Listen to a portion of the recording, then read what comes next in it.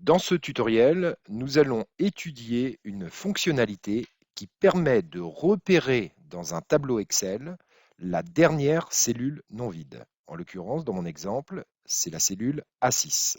Si j'exécute ma macro, on voit bien qu'Excel a vu que c'était bien A6, la dernière cellule non vide. Alors bien sûr, c'est dynamique, c'est-à-dire que si je rajoute une valeur, j'exécute ma macro, il marque bien A7. Alors vous allez me dire, ok, mais ça sert à quoi?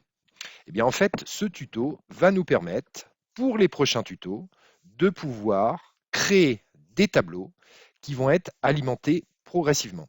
C'est-à-dire qu'en gros, on aura par exemple un tableau avec date, vendeur, secteur, etc.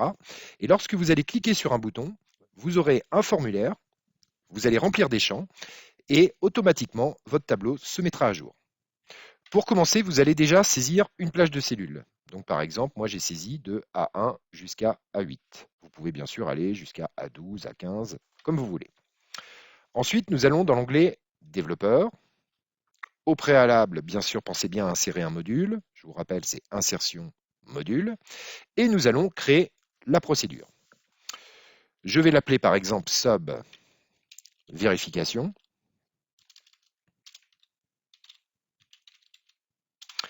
Et la première chose qu'il va falloir faire, c'est déclarer une variable qui va contenir une adresse. Alors, je vous rappelle qu'une adresse, c'est la position, d'accord, la coordonnée, on va dire, d'une cellule. Par exemple, si je suis, on va revenir dans le tableau, si je suis ici, par exemple, mon adresse, c'est B4. Sachant qu'une adresse est alphanumérique, vous voyez, B4, c'est-à-dire un mélange de texte et de chiffres ou de nombres, je vais donc devoir créer une variable de type string. Donc je vais l'appeler par exemple DC. Alors c'est une abréviation comme dernière cellule. Je vous rappelle qu'on peut appeler les variables comme bon nous semble, mais il est conseillé de mettre un nom explicite. Et je vais mettre as string. Alors string pourquoi? Puisque DC sera égal à une adresse. B4, B6, enfin dans mon exemple ça va être A1, A10, A20, voilà. Donc on est obligé de la mettre en string. Ensuite je vais alimenter cette variable. Je vais donc écrire DC égale range. Alors range A1, ça veut tout simplement dire je pars à partir de A1, puisque mon tableau commence, si vous regardez, à partir de A1. Donc range A1, donc je pars à partir de A1, point end, donc jusqu'à la fin, d'accord?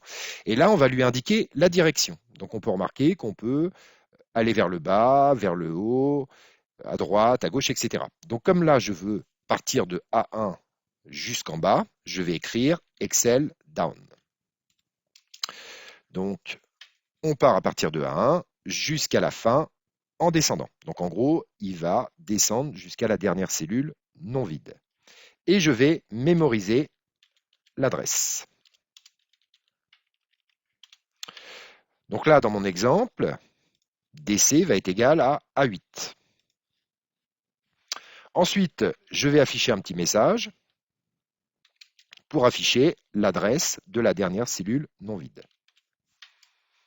On exécute le programme, et là, il marque bien A8.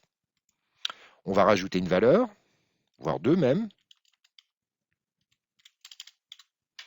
Et là, quand je vais exécuter ma macro, il va me dire évidemment A10. Ça fonctionne. Alors, bien sûr, les commandes que je viens de vous montrer, on va évidemment les ajouter à d'autres commandes pour, comme je vous ai expliqué au début de la vidéo, créer un tableau qui va s'alimenter progressivement lorsque les utilisateurs vont faire de la saisie. Donc, dans les prochains tutos, évidemment, nous travaillerons sur plusieurs colonnes.